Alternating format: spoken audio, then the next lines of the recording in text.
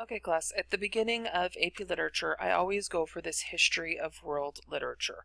I do this so that you understand the various literary time periods, as well as you understand the idea of the basic history of literature and how it fits into what we're going to discuss throughout the year. There will be a quiz on Wednesday of next week that covers these two videos, because this will be 2 nights worth of videos. I don't normally share my slides, but because of the complexity and vastness of the information, I will be sharing the slides on Google Classroom as well. If you want to print them out, if you want to take notes on them, it's your call on how you handle it. But I do suggest taking notes because this is something that's going to, much like how to read literature like a professor, this is going to be something that we cover and use all year long. So we're going to look specifically from 1000 BC to present. So looking at this idea of very ancient to very modern. Okay, so the first thing we're going to look at is ancient Greek literature. Now, a lot of the things you've already read in high school and in middle school fit into these various genres and literary movements that you've already looked at and discussed, but you just didn't necessarily realize that this was all really a build-up to AP literature. Now, ancient Greek literature is the form, it's the basis of liberal arts education and has been taught since organized education began. So these are the very first pieces of literature. It includes philosophical treatises, it includes epic poetry, it includes myths and plays. Noticing the authors here, Aristotle, Plato, Sophocles, Homer, they're all very ancient, but yet very influential in the idea of what they teach and what they go over. Okay, so keeping this in mind, you've read Antigone, you've read the Odyssey, so you have a background in ancient Greek literature. We will not do stuff from Aristotle and Plato. I will refer to it at times and we might bring some stuff up, but we will definitely refer back to the Odyssey and Antigone in some fashion throughout the year. Now, English language first started to come around in 450 AD. Now, the first place the English language came about is in Britain. When the Anglo-Saxons and the Jutes, these are tribes, nomadic tribes that came from Germany and came from Scandinavia, and they invaded the Celts in Britain. They brought in the various aspects of their language and they melded them all together and formed English. Now, traditionally, Anglo-Saxon literature was orally produced. It wasn't written down, and usually it wasn't written down until about 500 years later. So 450 AD is when the language started to circulate, and around 1000 AD is when it actually started to become written down. Now, this very much is an oral form. It is the bulk of the prose literature. It's historical or it's religious in nature. The idea is that you're using it to teach morals to your society. You're using it to teach values. Beowulf is an example here of the idea of an epic historical aspect that teaches the society about warrior values and how to be a good warrior and how to be that perfect moral aspect within society and how to be larger than life. And that tradition falls down for about 500 years, and it is the first beginning of literature in English. We have then Middle English. This is the transition from the Anglo-Saxons into a more modern English literature. This time period saw a flowering of secular literature. It includes ballads and poetry. We will go over sonnets, we will discuss aspects of the Divine Comedy, and we will read the opening section or introduction or prologue of the Canterbury Tales this year. The idea here of Middle English literature, if you read Old English like Beowulf or you read Middle English like these, you will notice that they are very difficult to read and understand. we will look at them in translation, as in translated into modern day English, because the old style English is so difficult to understand and read because they didn't have specialized spelling laws, they didn't have grammar rules that we apply today, and their words meant different things. So we very much have translated it into a modern English, so it is the idea that we are reading it in translation. Shakespeare fits into this in translation aspect as well sometimes if you read the more modern aspects of it. But we are definitely going to cover all of these in some fashion from Middle English literature. This will be where we spend the bulk of time with our beginning historical poetry, and when we're looking at the Canterbury Tales itself, which is an epic poem in essence. The Renaissance.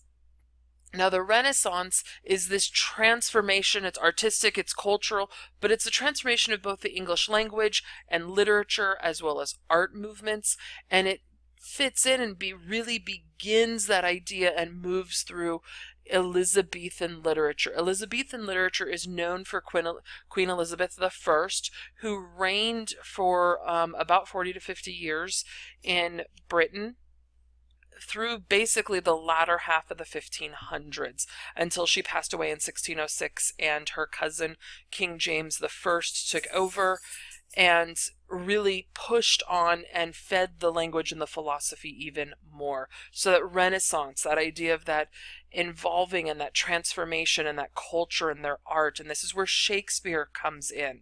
You'll notice these things, and this is not just a British movement. Cervantes and Don Quixote is Spanish. We have Shakespeare in here. Marlowe is one of Shakespeare's best friends, and that Dr. Faustus is a great play. We have lots of poetry and plays. John Donne, Edmund Spenser, John Milton. We will not read Paradise Lost by John Milton, but we will read some of his sonnets. And the Renaissance definitely takes on the aspects of the literature that we've seen happen before, specifically a lot from the Greeks and a lot from Beowulf and Canterbury Tales, and pulling them into this more artistic and cultural aspect.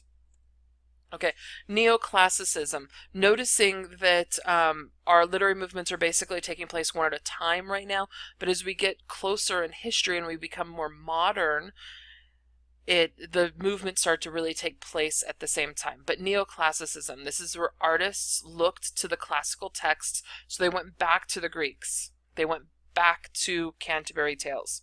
But they went back to these with this idea of looking at classical virtues. They wanted the simplicity, the order, the restraint, the logic, the economy, the accuracy, and the decorum to be produced. They had rules. If a poem had so many lines, it had a certain rhyme scheme and what it was called. The idea of rhyme schemes came about, the idea of the logic, and the idea of how things were built, how the plot diagram went, how the piece was narrated, and how much it definitely built on those ancient Greek classics. This is where allusions come in and where we start alluding back to those classical pieces like the ancient Greeks and like the Bible. And our pieces here, remember Jonathan Swift from 11th grade, who wrote A Modern Proposal. That was a nonfiction piece. Here he writes Gulliver's Travels. Some of you might have seen the movie, but that idea of the Lilliputians and those little tiny midgets, and the idea of that big giant being Gulliver and him walking around, and with that idea of that classical essence of how people are treated in society.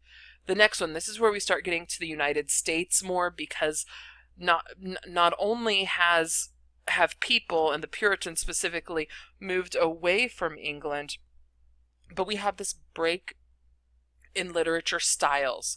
So here we see this Puritan literature and Puritan plain style. It's specifically to the United States. It's very plain. There is no irony. There's no humor. There's no hyperbole. It's very straightforward, and topics are very limited.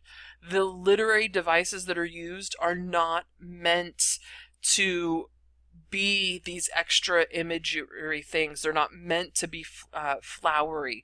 They're meant only to help you understand the writer's purpose.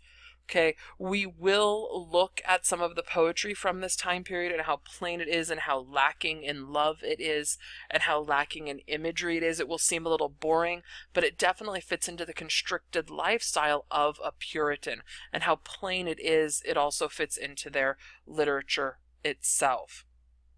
Now, the Age of Reason happens from 1730 to 1800.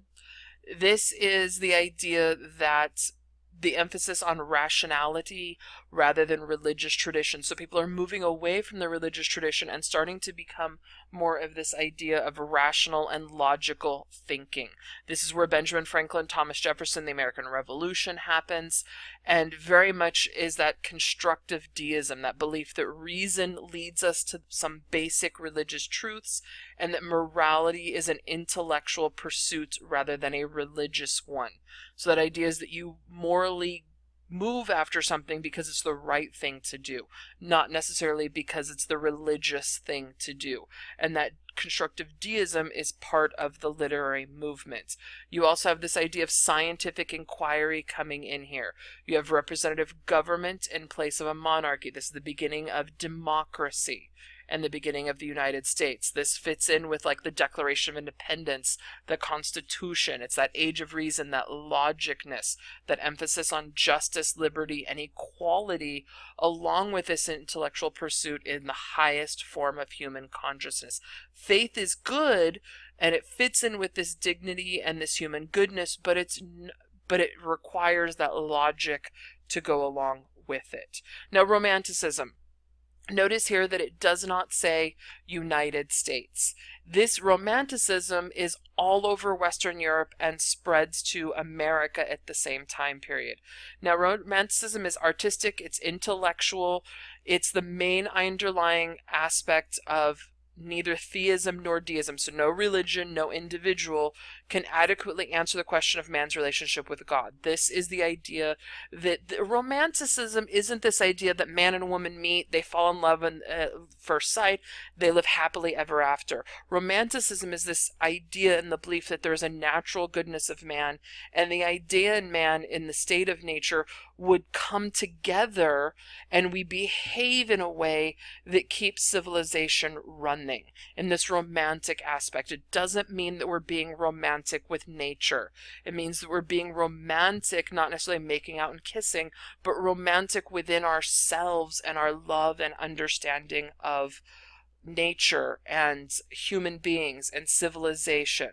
It's a revolt against the artistic, against the social, against the political norms. It's influenced by the ideas of enlightenment, particularly ones that were past. It's very much in this idea of moving away from the formality.